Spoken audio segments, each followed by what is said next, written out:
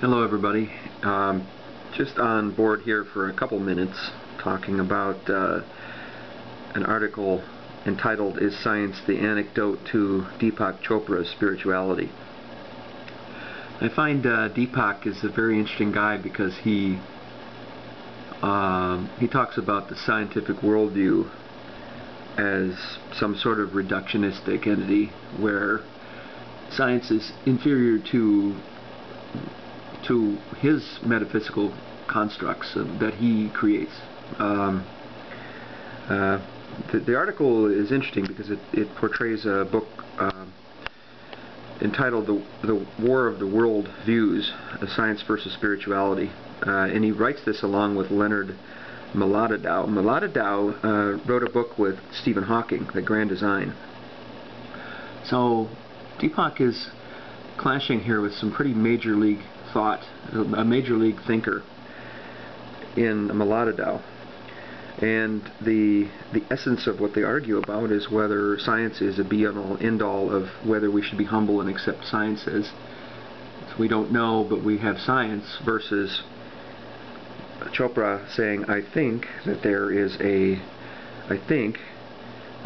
a universal consciousness, and he kind of pulls this out of, I don't know where he pulls this out of, but he pulls it out of somewhere. So he says that because there's no proof that there's not this, that they're head-to-head, but I think science is actually more humble and stating, well, probably we don't know, is the most honest and humble answer. Chopra's central claim, and this is according to the article in the Skeptical Inquirer by Mark Alford, pretty good stuff. Chopra's central claim provides an immediate example. What he advocates is a form of panpsychism, the proposition that the mind is a fundamental feature of the world and exists throughout the universe. There is a lively debate going on right now concerning panpsychism, not among scientists but among philosophers. Reputable figures such as Galen Strawson, Timothy Sprigge argue in favor of panpsychism, though not anything like Chopra's ornate version. The Chopra and Malladau's book is a wide-ranging and stimulating read. The presence of the two perspectives of an insider and of an outsider gives stereoscopic depth to the explanations of the science. But by framing the debate as science versus spirituality, I think the book blurs an essential point. That's according to the author, Mark Alford.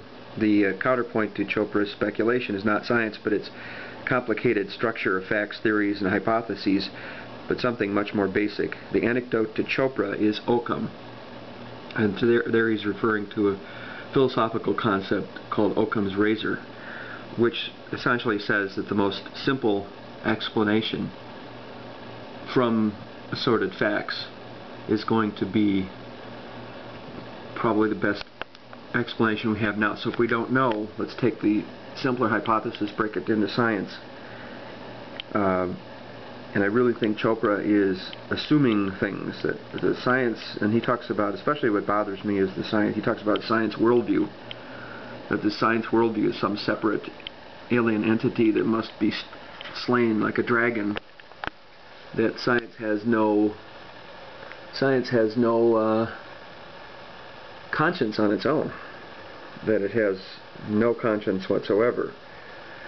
He talks about that, makes some kind of a quote here, that science is as cold as the scientific laws of Pluto. If we don't have any kind of spirituality, spiritual orientation, that we're operating, that human beings are operating under the cold rules of the universe, and that's it, then it's kind of crooked, right? But I think that science can explain it in a very humble way.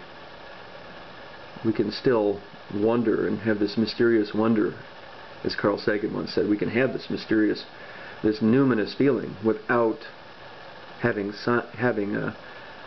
prescribed rules of religion. So Deepak, good try, but not quite enough for me, Deepak. I'll continue to be very critical of you.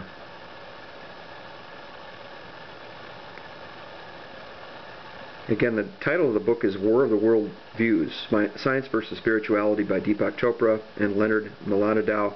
Harmony Books, published this year.